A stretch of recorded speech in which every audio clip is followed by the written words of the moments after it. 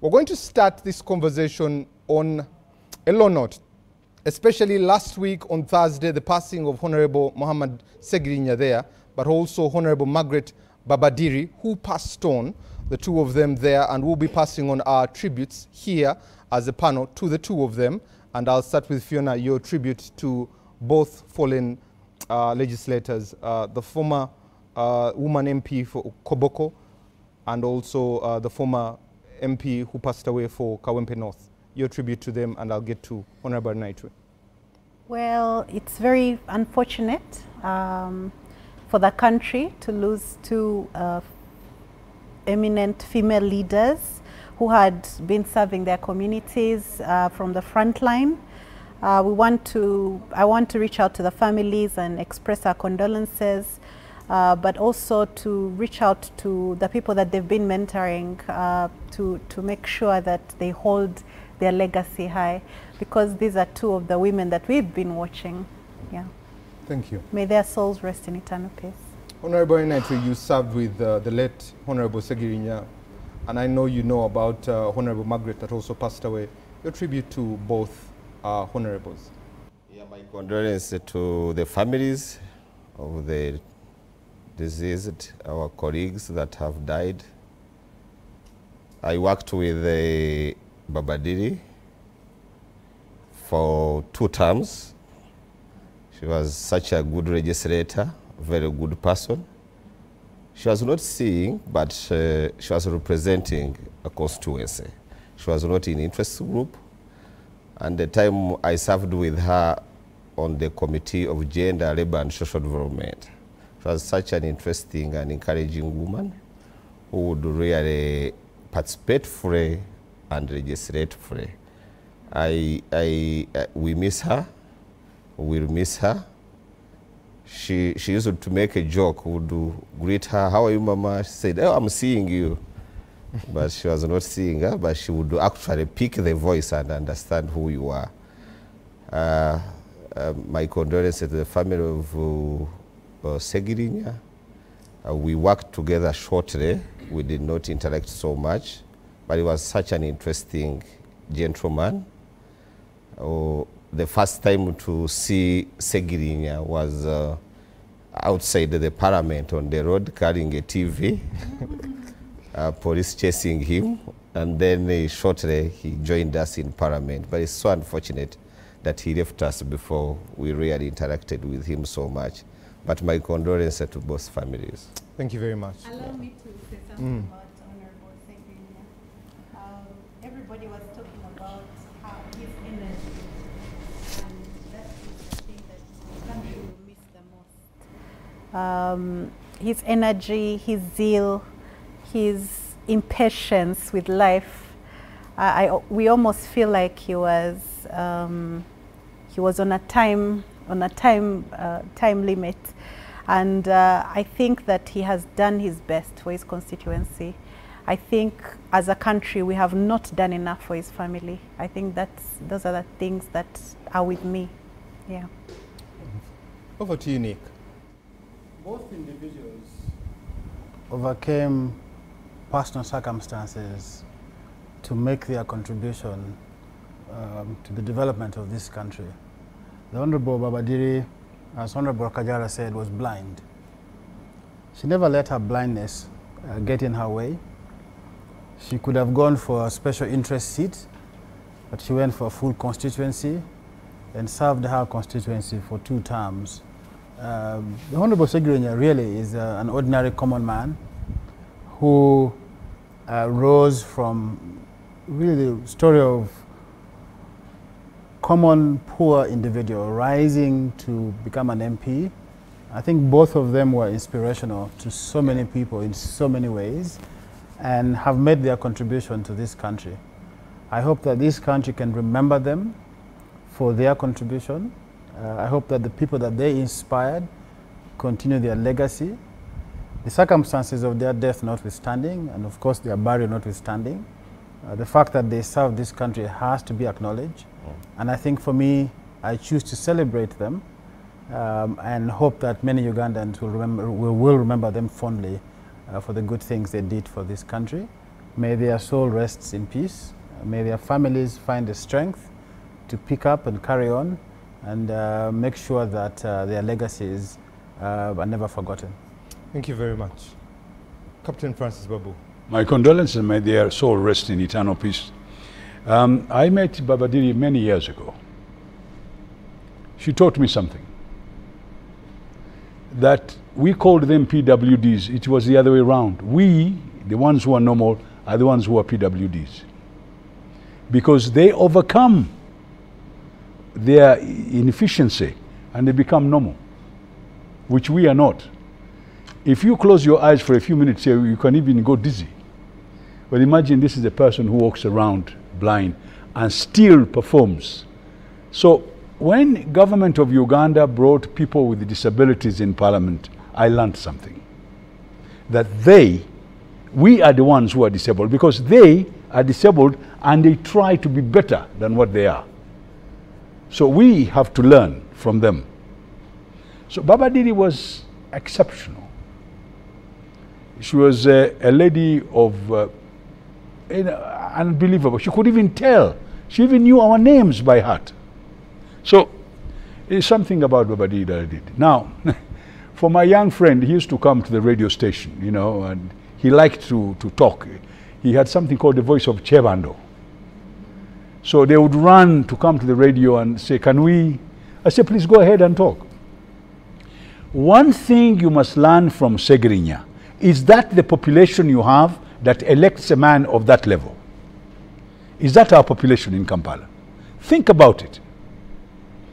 Nyerere told us many years back when he came here that during independence he only had 8 graduates in 1961. And when he went to form his government, his vice president was a man called Kawawa Rashid. Why? Because he had the foresight that this man could talk to the biggest part of the population and he will be able to unite Tanzania. Do we need people like SSEGIRINYA to unite this country? This is a question that we must answer. Therefore, my condolences go to the family and the people. But one thing they should not do, people should not dance on their graves. I am tired of people dancing on the graves of SSEGIRINYA for cheap popularity. This is a man who has done his bit. God has given him that life. And let us pay our condolences and our respect and let him rest in peace. But people are going there, they are dancing. One doctor told us that SSEGIRINYA had been in hospital for so long, it is when he died that everybody came on a motorbike to try and report at the hospital so that they could be seen. Others are going there to be seen. No. Let's respect the dead. Thank you very much. Lastly, the Honorable Minister. I was with the Honorable Baba Diri in Parliament. The presence of people like Honorable Baba Diri, first on affirmative as a representative of persons with disability. It was only later that he went and vied for woman MP. I think that's the best example we can have, that you build capacity on the affirmative action ticket, then you go and face the general election in a proper constituency. The Constitution requires that we review affirmative action periodically. I think it is time for us to do it. We should continue to support that because it gives you a seat at the table, gives you a voice, and if you are capable, that voice will be heard. Baba Diri's voice was heard, and she was able to achieve a lot of things. SSEGIRINYA, you would say really that he lived his life, in the words of Elton John, like a candle in the wind. That is for sure. His candle was burning from both ends. That is really the truth. And it's not a surprise that it burnt out so fast. His life also shows that the media can make a leader. he was a creature of the media. He went and got mentorship from people who were making phone calls during talk shows, and he became prominent as one of the Abakubiba Masimu. In this city, we have people whose job is to, they are like jukeboxes. You put a coin in them, and they praise you in a phone call. So if Honorable Rwakajara wants to be praised in every talk show, then you pay the phone callers, and then they say, I would like those who are in that studio to know about MPs that are doing a lot but are not talked about. For instance, Honorable Rwakajara has done this and this and this. So he became very prominent, and that's how he became Mr. Update. And then he was a master of theatrics. One time he said the president's car is made of plywood. Then another time he said when they asked him whether he got fuel from the police. You remember there was a time when the police claimed they were giving fuel to members of the opposition. And then he said that is a total lie. Perhaps they are saying he gets fuel from the police because he runs very fast and they suspect that he drinks the petrol. Another time he said if the police want to face him, he's offering himself to have a boxing match. He claimed to be a champion of Kung Fu. So he said the police should put their guns down and he will give them a thorough beating. Then he came to protest digital migration with that hunchback TV. Another time he put food on a wheelbarrow and was rolling the wheelbarrow towards Mulago Hospital, claiming that the hospital is starving the patients, yet food is part of medication. So he really knew the dramatics. But more seriously, he was truly in touch with his constituency. He was in tune. You could say there are things he did like the Segi box, which encouraged saving, the health center that he built. He called it a hospital, of course. He spoke always in hyperboles. So he endeared himself to his population. But he was also a bundle of contradictions. First, he said Bobi Wine was not ready to lead Uganda, very emphatically. Then later he said the three people he loves most, number one, his mother, which really was demonstrated, and the mother also loved him really, really dearly. Then secondly, Bobi Wine, and thirdly, the Kabaka. So he kept on changing with the times. But you could say he pulled himself up by his bootstraps, and he became an inspiration to the ordinary people. Okay. He had serious challenges in court. That story is for another day. But he died an MP, because had things turned the other way, he would have been ejected.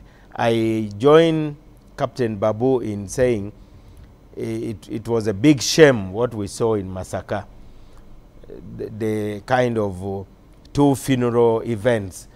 And when his mother was praising the Honorable Matthias Mpuga, she was being booed. Now, we have to change the political culture in this country, really. And if Trump and Obama can be seen talking amiably, despite exchanging hot words, who has bewitched Ugandans?